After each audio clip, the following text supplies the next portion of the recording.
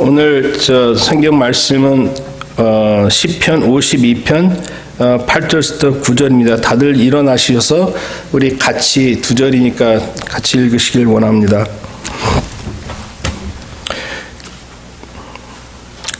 그러나 나는 하나님의 집에 있는 푸른 감람나무 같으며 하나님의 인자하심을 영원히 의지하리로다. 주께서 이를 행하셨으므로 내가 영원히 주께 감사하고 주의 이름이 선하심으로 주의 성도 앞에서 내가 주의 이름을 사모하리이다.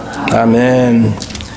이제 김경목 목사님 나오셔서 푸른 감람나무라는, 혹시 저 감람나무가 무슨 나무인지 아세요? 예?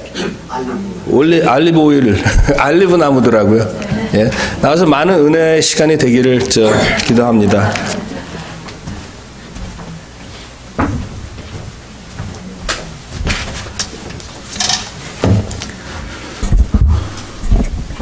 아까 예배 시작할 때 우리에게 향하신 여호와 인자하심이 크고 크도다 찬양했는데 여러분 가운데 그 인자하심이 있기를 바랍니다.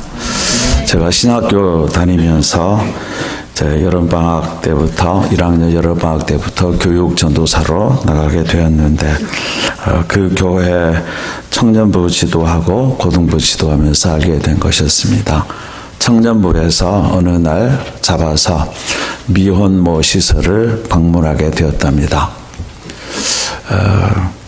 원치 않게 아이를 낳게 된 청소년들이 있는 그런 곳이죠. 그곳에 방문하기 위해서 함께 모여서 청년들이 기도하는데 그분들에게 뭔가 소망을 줘야 하지 않겠는가 생각하는데 청년들이고 대부분 학생들이어서 뭐 줄 건 없고 하나님의 위로와 희망을 주자 하는 생각으로 기도하다가 기타를 치며 찬양을 인도하던 청년이 그 즉석에서 기타로 찬양을 불렀는데 그 찬양이 우리에게 향하신 여호와 인자하심이 크고 크도다. 그래 가서 그 찬양을 가지고 그 미혼모 시설에 있는 자매들 한 사람 붙들고 자매에게 향하신 여호와의 인자하심이 크고 크도다. 예. 나중에 그 청년이 목사님이 되셔서 뉴욕에서 목회하시다가 얼마 전에 은퇴하신 것 같습니다. 나이는 저하고 같고 같은 교회 출신인데 저는 그분을 딱 한 번 청년부 세미나 할 때 뵌 적이 있었습니다. 하나님의 인자하심이 세상 사느라 힘드신 여러분 모두에게 늘 함께 하시기를 간절히 바랍니다. 네. 우리가 뭔가를 하는 일에는 두 가지 방법이 있죠. 억지로 하는 일이 있고 재미있어서 하는 일이 있죠. 네. 억지로 하는 것에도 성과가 있지만 그 과정이 힘들고 어렵죠. 하지만 아무리 어려운 일이어도 재미가 있으면은 힘든 줄을 모르죠. 저는 목회하면서 성도들에게 많은 것을 요구했던 것 같습니다. 하지만 지금은 요구가 아니고 하나님이 좋아지게 하는 것이 우선 과제다 하는 것을 깨닫습니다. 하나님이 좋으면은 하나님이 원하시는 것을 하게 되는 것이죠. 그래서 제가 말씀을 묵상하는 것도 가끔 다른 교회에서 말씀을 전할 때도 하는 제 말씀의 핵심은 하나님이 얼마나 나를 좋아하시는가 거기에 초점을 맞추고 있습니다. 제가 목회를 하면서 3가지 그림 같은 성경 구절이 있었고 3가지 나를 일깨우는 그런 단어들이 있었습니다. 먼저 그 단어를 말씀드리면요.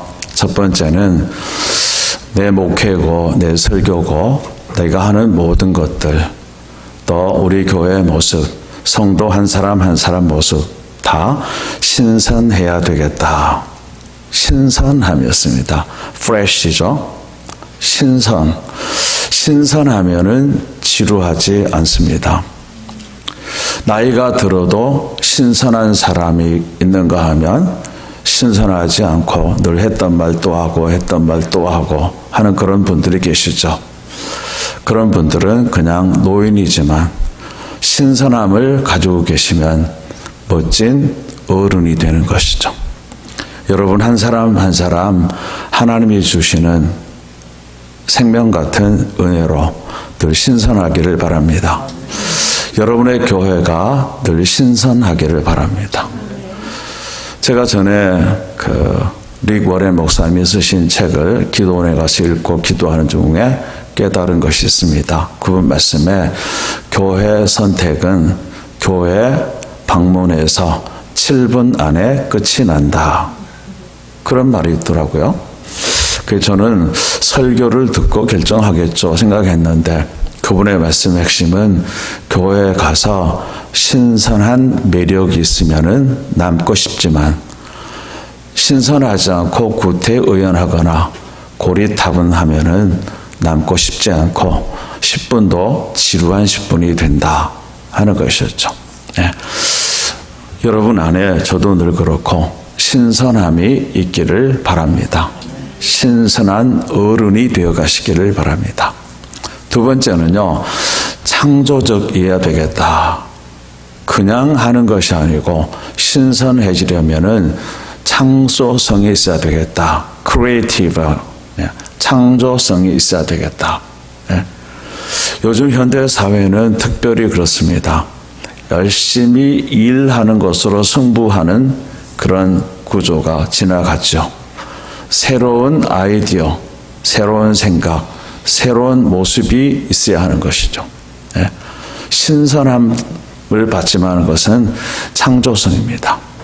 남이 하는 걸 그대로 따라하는 것이 아니고 교회가 가지고 있는 독특한 창조성, 그것들을 고민하면서 만들어 나가면 틀림없이 매력이 생겨날 것입니다. 그냥 예쁜 것은 오래 가지 않습니다. 하지만 매력 있는 것은 매우 오래 갑니다. 제가 거의 한 9년 동안 신학교 가기 전에 직장을 다녔는데 저희 직장 동료 가운데 그 아내가 다른 사람이 볼 때는 좀 예쁘지 않은 얼굴이었습니다. 얼굴이 마마 자국이 있어서 얼었죠. 근데 그 남자분은 아주 펀칠하게 잘 생기셨습니다. 직구준 어떤 사람이 물었습니다. 자네는 자네 마누라 어떤 면 보고 결혼하여 살게 됐는가 했더니 그분이 하신 말씀이 자네들 보기에 예쁘진 않지만 내가 볼 때는 얼굴 마마 자국 하나하나도 다 매력이 있어. 그러더라는 거예요. 매력이 있는 것이 중요하죠. 신선하면 매력이 있고요. 창조성이 있으면은 매력이 있습니다. 자, 세 번째 제가 가지고 있는 단어는요, 역동성입니다. 다이내믹 있죠. 꿈틀꿈틀 거려 하는 것이죠. 가만히 있게 하면 안 되죠. 꿈틀꿈틀 거리게 하는 것입니다. 교회의 모든 사역이 꿈틀꿈틀 거리고요. 여러분의 비즈니스도 꿈틀꿈틀 거려. 그런 아름다움이 있기를 바랍니다. 꿈틀거릴 때 뭔가 일어나기 때문에 그렇죠. 가만히 있으면은 점잖아 보이기는 하지만은 어느 틈에 지루해지거나 아니면 그대로 주저앉을 수밖에 없습니다. 여러분 교회 안에 성령님의 은총으로 인해서 말씀 가운데 꿈틀거리는 역동성이 생겨나기를 간절히 바랍니다. 자, 이 세 가지 단어가 있고 또 제게 주신 그림 같은 성경 구절이 있는데요. 첫 번째는 제가 신학교를 가서 목회자가 되어야 할까요? 하는 고민이 참 많았습니다. 여러 해 동안 그랬습니다. 중간에 직장 다니면서 한번 신학교 시험을 봐서 합격은 했지만은 자신이 없어서 가지 않았습니다. 그런데도 늘 저를 붙잡고 있는 그런 부담감이 있었죠. 특별히 저의 할아버지, 아버지께서 제가 처음 출생할 때 이름을 지으면서 나를 하나님께 드리겠다고 약속을 했다는 말이 늘 부담이 되었고, 또 제 이름도 그렇게 지었어요. 제 이름이 김경목 있지 않습니까? 경이라는 말은 반짝반짝 빛난다 하는 뜻이고요. 목은 목사할 때 목사, 양을 기른다. 그러니까 금은 정금이지 않습니까? 그러니까 저희 할아버지께서 너는 정금처럼 빛나는 목사가 되어라. 이런 의미로 제 이름을 지어줬습니다. 지금은 제가 어디 가서 모임에서 다른 분들이 제 이름을 잘 기억 못하면은 김경목, 김경찰 목사다 이렇게 얘기를 하는데요.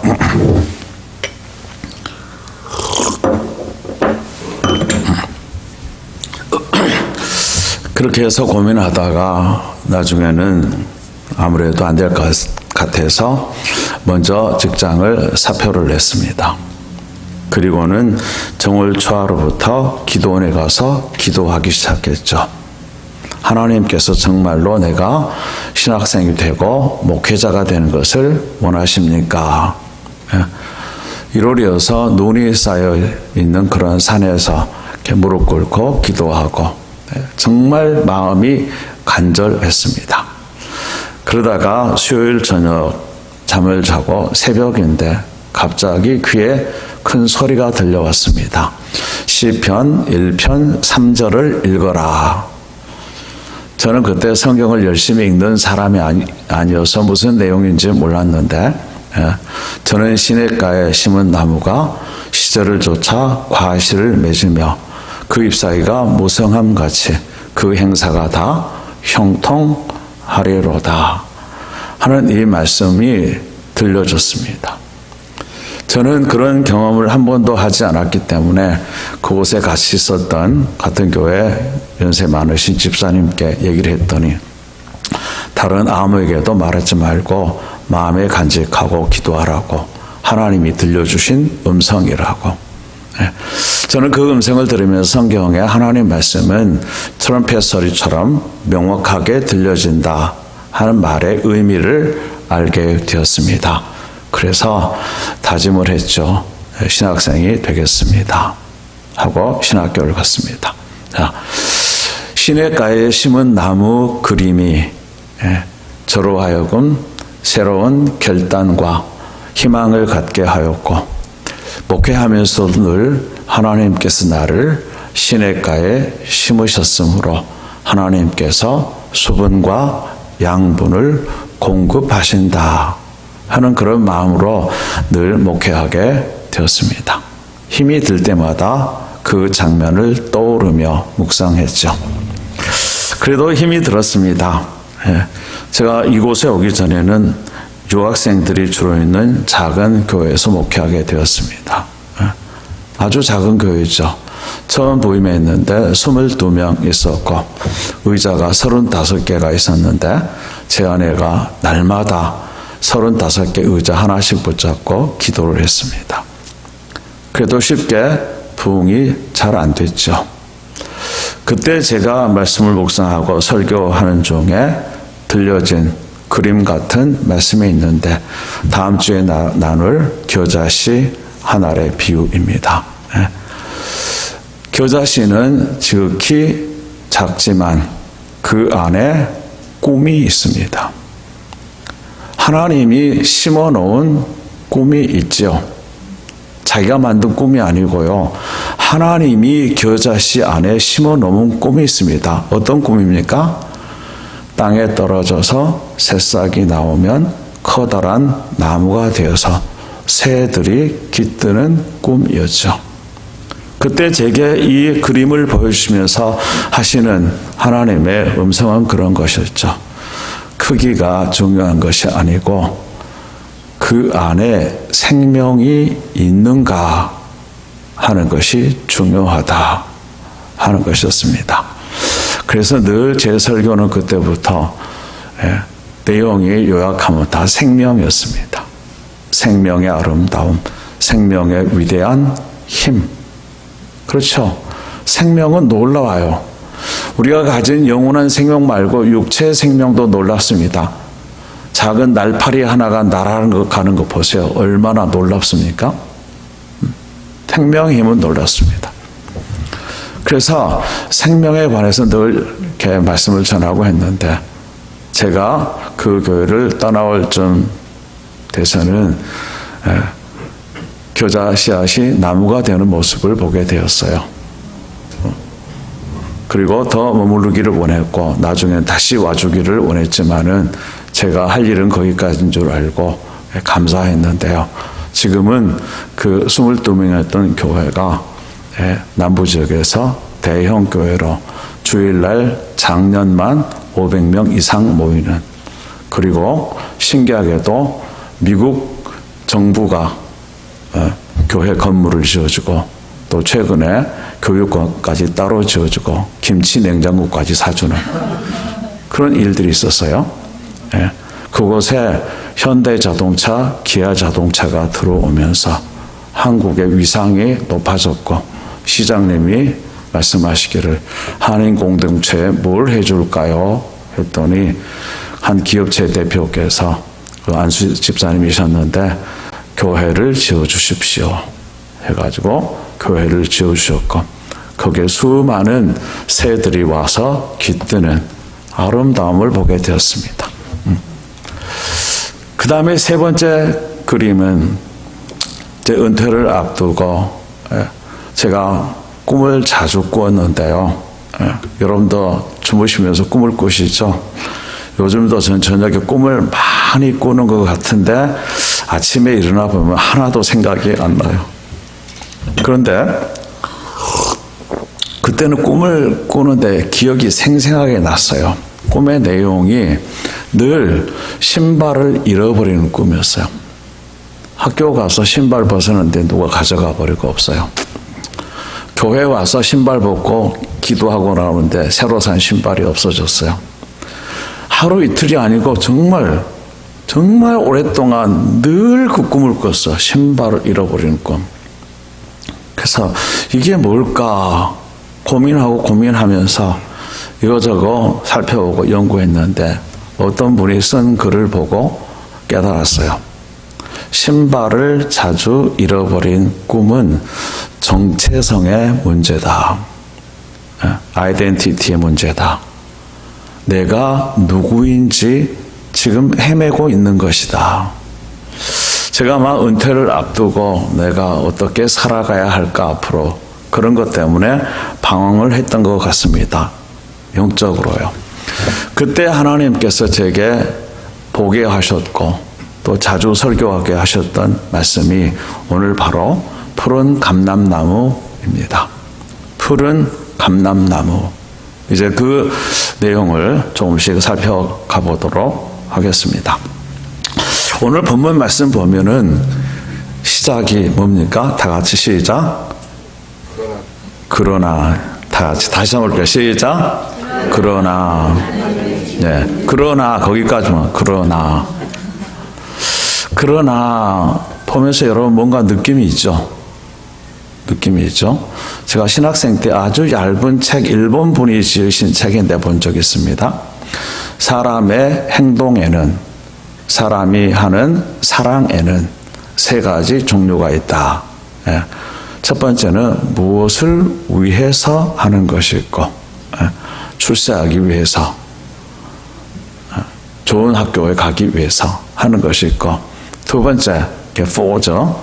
두 번째는 때문에 저 사람이 나한테 잘해주니까 나도 잘해줘야지.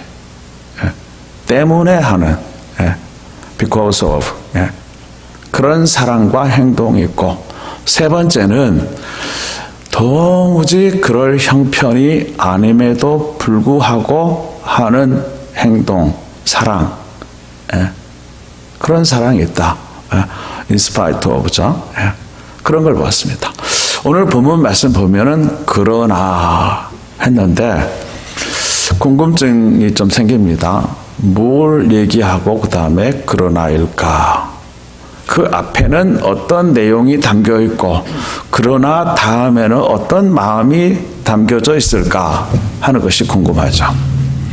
근데 시편 52편을 읽으면 좀 짐작은 가지만 사건은 잘 짐작이 가지 않습니다. 다윗은 용맹스러운 하나님의 아들이었죠. 양을 치면서 하나님의 주신 용맹으로 사자 입도 찢고 그랬죠. 또 양을 치면서 하나님을 생각하며 노래를 부르는 사람이었습니다. 그래서 나중에 사울 왕이 정신이 혼미해졌을 때 하나님의 찬양을 들려주면은 사울 왕이 정신이 돌아오고 하는 그런 일도 있죠. 블레셋과 이스라엘 사이에 전쟁이 벌어진 얘기를 사무엘상에 잘 나와 있고 여러분 잘 알고 있고 오늘 장로님 기도하실 때도 그 이야기를 하셨습니다. 한 커다란 사람 앞에서 이스라엘 군인들은 쩔쩔매고 있습니다. 누구 하나 용맹스럽게 나와서 전쟁에서 승리하겠다는 사람이 없었죠. 그때 시골에 있다가 아버지의 심부름으로 전쟁터에 나온 이 형들에게 도시락을 전해주러 온 소년이 있었죠. 그 소년이 이방인들에게 하나님이 모욕을 당하는 것을 보고는 나섰죠. 내가 싸우겠다. 형들은 말렸죠. 전쟁이 무슨 장난인 줄 아느냐?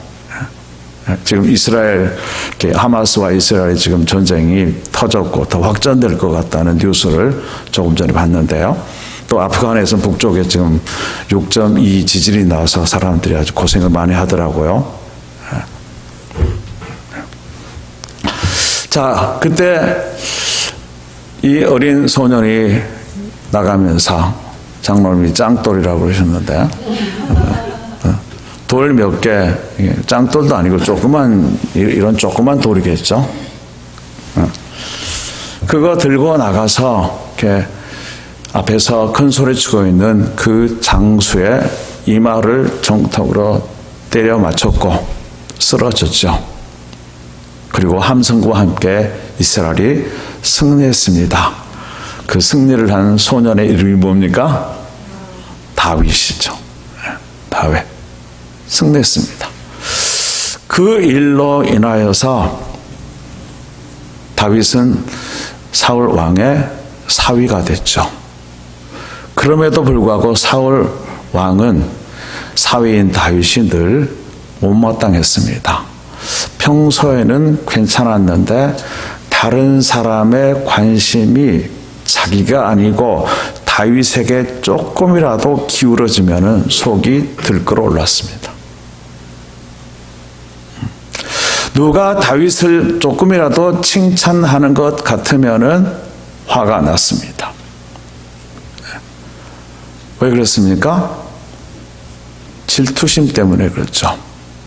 전쟁에서 골리앗을 때려 눕히고 온 이스라엘이 즐거워하며 돌아오고 있을 때 동네 모든 여자들이 나와서 기쁨의 노래를 불렀습니다. 그때 노래 부른 가사가 성경에 사무엘상에 나와 있죠. 사울 왕은 천천히요, 다윗은 만만이로다. 그러니까 이 말을 쉽게 해석하면 뭡니까? 사울 왕보다 다윗이 훨씬 낫다. 그런 말이잖아요. 다윗은 그 얘기를 들으면서도 교만한 모습이 성경에 한 번도 안 나타납니다. 그런데 사울 왕은 늘 마음이 안 좋았습니다. 사위를 삼고도 그때 일을 생각하면은 화가 나고 났죠. 그래서 나중에는 그 시기심, 질투심이, 물론 질투심도요, 긍정적인 질투심이 있고 부정적인 질투심이 있는데요. 그 부정적인 질투심을 억제하지 못하다가 결국은 어떤 마음을 갖게 됩니까? 저 다윗을 없애야 한다. 좋게 말해서 없애고요. 나쁘게 얘기하면요. 죽여야 한다. 사위를 죽이겠다고 얘기하는 거죠. 사울 왕 속에 있는 그 질투의 마음이 살인의 마음으로 번진 것이죠. 그래서 요나단의 도움으로 다윗은 사울 왕을 피해 도망 다니는 신세가 되었습니다. 도망가다가 너무 배가 고파서 먹질 못해서 배가 고팠죠. 그때 노베에 있는 제사장들을 찾아가지고, 노브는 지금의 이스라엘 북쪽 사울의 마을이 있죠. 베냐민 지파의 동네죠. 약간 구릉으로 되어 있는 곳인데요. 거기 가서 대제사장 아히멜렉을 만나고, 제사장님, 배가 너무 고픈데 먹을 것을 좀 주십시오. 음식은 보통 음식은 없고 하나님의 전에서 물려 나온 진설병은 있는데, 너희 사람들이 이렇게 정결하게 있었다면은 그거라도 죽겠다 하면서 그거 겨우 얻어먹고 지내고, 또 사울 왕이 죽이려고 달려드니까 무기가 있었는데 무기가 있습니까? 없고, 네가 죽였던 골리앗의 그 칼이 있다. 그거라도 주십시오. 이렇게 했는데 도망간 다윗을 놓고 사울 왕은 화가 더 머리 끝까지 솟아올랐죠. 그러나 아무도 좋은 정보를 제공해 주지 않았는데, 제사장 마을 근처에 사람이 있었는데 양을 치는 사람이었습니다. 사울 왕의 양을 치는 사람이었죠. 도액이라는 사람이 이 사실을 사울 왕에게 알려줬어요. 그래서 이제 다윗은 죽을 위기에 놓였습니다. 더 급박하게 도망 다녀야 되는 그런 환경에 놓인 것이죠. 자, 그러나라고 하는 말 전반에 있는 것이 바로 이런 모습입니다. 그러나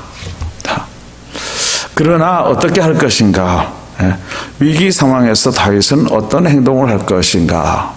그러나 다음에 나온 짧은 내용이 그가 어떻게 행동을 하는지 밝혀주고 있습니다. 그 환경 속에서 다윗은 하나님을 묵상한 거죠. 그리고 자기를 생각한 것이죠.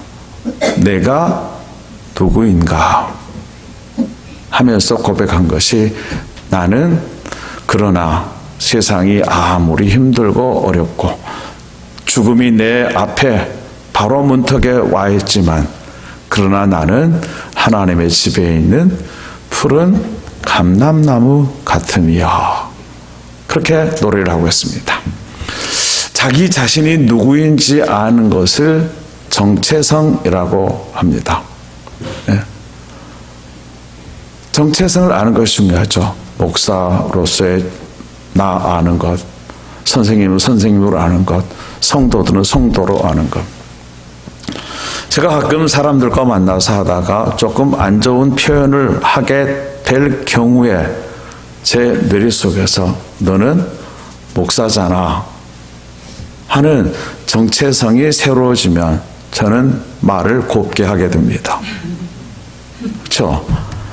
네. 좋죠.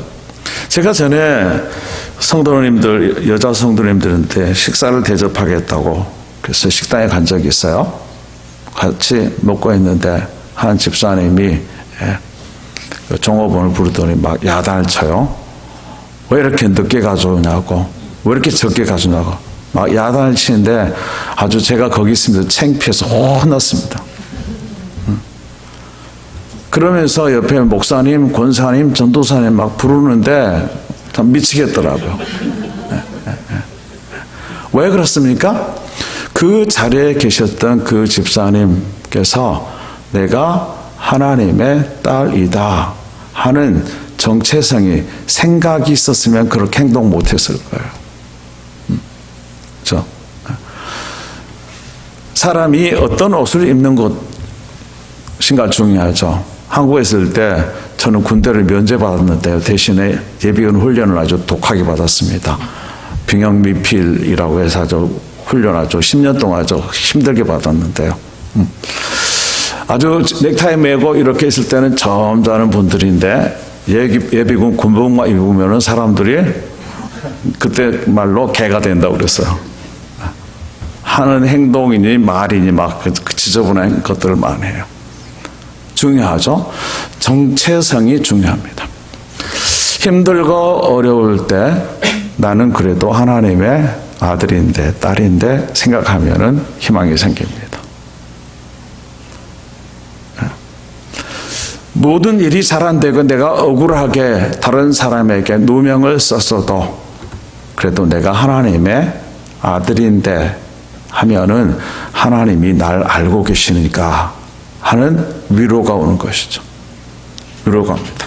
자, 그때 나는 하나님의 집에 있는 푸른 감람나무여 같으며 얘기했습니다. 길게 얘기하지 않겠습니다. 나는 하나님의 집에 있는 푸른 감람나무여 같으며 두 가지를 얘기하는 거죠. 내가 누구인가? 또 하나님은 어떤 분인가?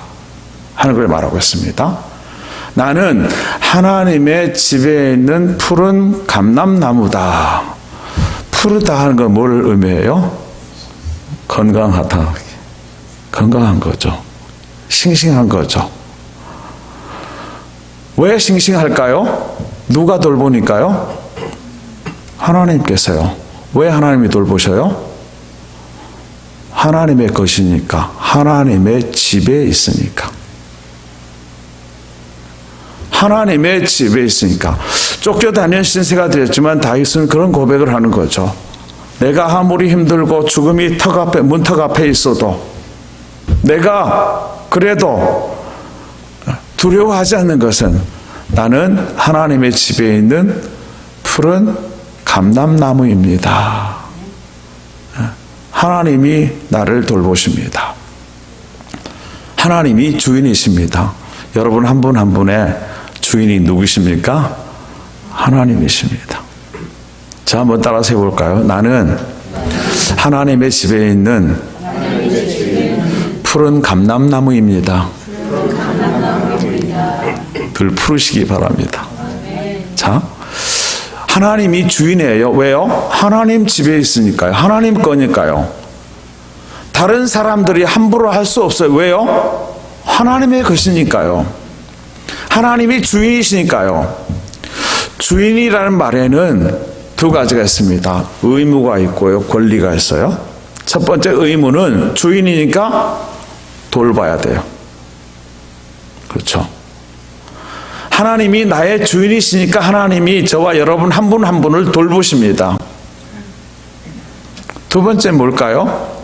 권리는요, 누리는 거예요. 싱싱한 모습을 보고 즐거워하는 거예요. 제 아내가 며칠 전에 저희 집 이제 타운하우스인데 엔드 유닛이어서 조금 땅이 있거든요. 이제 가을 되고 호박이 더 이상 열매도 안 맺을 것 같으니까 이파리나 따서 나물 해먹고 이렇게 뽑아버리겠다고 그래요. 그러더니 뽑지 않고 다시 들어오면서 노랗게 익은 커다란 호박 2개를 가지고 오더라고요. 어떻게 된 거냐 그랬더니 호박이 좀 시들시들 거렸는데 시들거리는 게 아니고 이 숨어있는, 보이지 않는 곳에 숨어있는 그 호박들을 키우느라고 겨울이 오기 전에 키우려고 최선을 다 한 것 같아서 너무 뽑으려고 했던 마음이 미안하고 죄송했다. 그래서 미안하다고 얘기하고 축복해주고 왔다 그러더라고요. 최선을 다해서 호박이 있게 만들었어요. 왜 그래요? 후손을 남기라고. 호박 속에는 호박 씨앗이 많이 들어있습니다. 그 씨앗들을 심으면은 엄청난 호박들이 열리게 되는 거죠. 하나님이 돌보시고요. 감람나무가 푸릇푸릇하고 또 열매도 맺히고 하면은 누가 좋아합니까? 하나님이 좋아하시죠. 텃밭에 나가서 채소가 자란 것 날마다 보면서 하는 것처럼 여러분이요. 하나님께서도 하나님의 집에 있는 푸른 감람나무 같은 우리를 보시면서 조금만 잘해도 좋아해요. 지난번에도 말씀드린 것 같은데요. 아기가 들어 누워만 있다가 어느 날 뒤집으면 어떻습니까? 가족들이 우리 애 뒤집었다, 우리 애 뒤집었다. 자기 애들만 뒤집는 것이 아니고 다른 집 애들도 다 뒤집는데 말이에요. 그러다가 조금 기어다니면은 막 아주 좋아하고 애가 똥만 싸고 말썽만 부린다는 그 기억도 하지 않고 그 아이가 자라는 모습만 보고도 엄마, 아빠, 할아버지, 할머니는 좋아하잖아요. 자랑하고 싶잖아요. 우리가 하나님의 집에 있으면서 하나님의 집에 있는 푸른 감람나무란 말은 바로 그런 말이죠. 푸릇푸릇해지면 하나님 보시면서 야 곱다 좋아하시고, 까만 열매가 익어가면 하나님 보시면서 야 멋지다 매력 있어 하시고, 내가 주일날 약속하지 않고 교회로 가겠다고 열심히 세수하고 꾸미고 나오는 모습 보면서 하나님 야 이쁜데? 그렇게 말씀하실 하나님이 아닌가. 우리 하나님은 맨날 이것도 하고 저것도 하라고 했는데 왜 하지 않느냐 하는 율법에 갇혀 있다 보니까는 하나님의 멋진 마음을 잘 모르고 하나님이 무서워서 겨우 뭔가를 하는 사람이었지 않았나. 제 모습이었지 않나.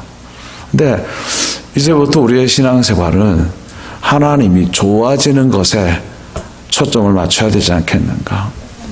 하나님은 나를 엄청 좋아하셔요. 그렇죠.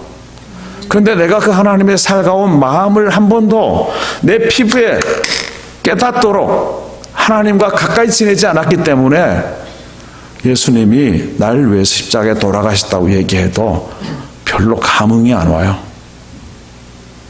하나님과의 관계가 의무적이었기 때문에 그런 경향이 있죠. 하나님은 여러분 한 분 한 분을 너무 좋아하십니다. 젊을 때 젊은 모습을 그대로 좋아하고요. 나이 드시면 나이 드신 그 모습대로 하나님은 네 주름살 속에 나를 사랑했던 모습이 숨어 있구나 하며 좋아하시고요. 또 하나님 앞에 갈 때가 되면은 내가 너 곧 보게 되겠구나 그러면서 좋아하시는 하나님 아니겠습니까? 하나님은 그런 하나님이시지 맨날 매들고 야단치시는 하나님 아닙니다. 매들고 야단치시는 모습은 언제일까요? 그 중국 사서삼경 중에 맹자라는 책이 있는데요. 맹자 보면은 거기에 그 자비라는 게 뭔가 설명하는 내용이 나와요. 옛날 우물은 위로 올라오지 않고 평평한 게 생겼었어요. 위험하죠. 옛날 우물은요. 근데 한 아이가 뻘뻘뻘뻘 기어서 우물에 가요. 잘못하면 우물 속에 빠지 생겼어요. 멀리서 본 어른이 뭐라고 그럴까요? 가만히 있을까요? 처음에 반응. 아가 가면 안 돼!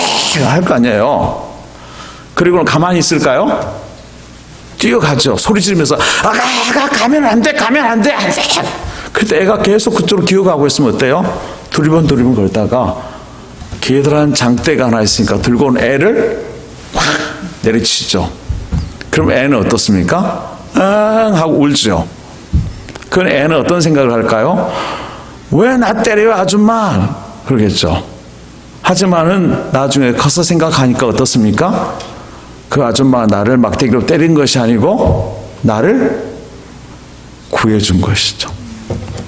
구약성경에 나오는 하나님이 때로 야단치고 때로는 진노하시는 모습은 바로 그런 장면들이죠. 그대로 두면 우물 속에 빠지게 되니까 빠지지 않도록 치시는 모습입니다. 세상이 어떻게 변하고 어떤 모습이 되고 내가 혹시 인정받지 못하는 그때라도 지난주 말씀드린 것처럼 하나님은 내가 가진 것을 좋아하시는 분이 아니에요. 나의 명예를 좋아하시는 분도 아니에요. 하나님은 그냥 나를 좋아하시는 분이에요. 하나님 눈에는 다 사랑스럽죠. 세상 사람들이 못생겼다고 하는 사람일수록 어쩌면 하나님 눈에는 더 매력이 있는지 모르죠. 하나님의 사랑. 나는 하나님 주신 푸른 감람나무. 하나님이 나를 돌보시고 하나님은 나를 보시면서 좋아하시고 기뻐하시는 관계. 제가 지난 여러분 창립 기념주일에 와서 설교하면서 이 푸른 감람나무를 가지고 노래를 한번 만들고 싶다 그랬잖아요. 기억을 하시는지 모르겠어요. 윤은영 장로님 기억하세요? 그때 표정이 기억하실 것 같았는데. 제가 음악을 한 사람도 아니고 뭐 공부를 해본 적도 없는 사람인데 그런 마음이 자꾸 생겨서 제가 아까 말씀드렸던 시냇가에 심은 나무, 푸른 감람나무, 또 겨자씨 이에 관한 노래를 하고 짓고 싶은 마음이 많이 생겼어요. 그래서 얼마 전에 한 한 달 전에 제가 노래를 만들어 봤어요. 제가 오늘 같이 부르려고 했는데 아직 목이 회복이 안 돼가지고 그랬는데요. 제가 이 장로님 제가 드리고 갈 테니까 한번 불러보시고, 네, 제가 이렇게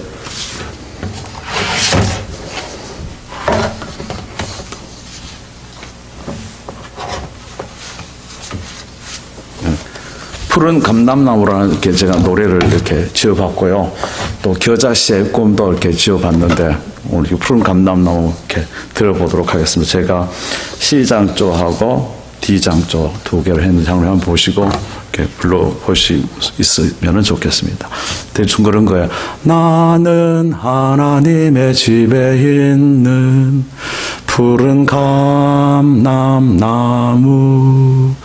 새벽 이슬로 어루만져 나를 새롭게 하시고 찬란한 햇살 아래 내 모습 드러나면 좋아하시고 기뻐하시며 사랑스러워 하신 주 나는 주의 인자하심을 날마다 의지합니다.